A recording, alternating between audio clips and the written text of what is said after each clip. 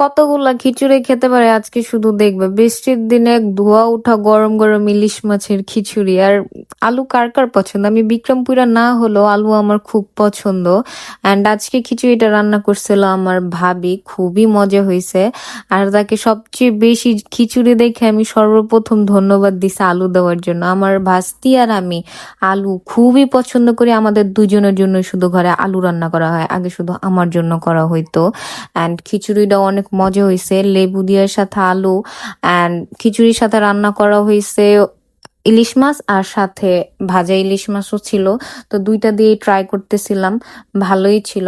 আর আজকে এই খিচুড়িটার সাথে হয়েছে কি, আমি ঘরে বসে বসে ইলিশ খিচুড়ি মানে কেন জানি ইচ্ছা করছে, মানে আছে না, হয় না যে মনে হচ্ছে যে ইলিশ খিচুড়ি খেতে ইচ্ছা করছে, এরকম একটা টাইপ। তো আমি হুট করে আমার ঘরের থেকে ওই রুমে গেছি, মানে পাকের রুমে গেছি, যা দেখে কি সত্যি ইলিশ খিচুড়ি বসাইছে। আমি দেখে তো পুরাই অবাক।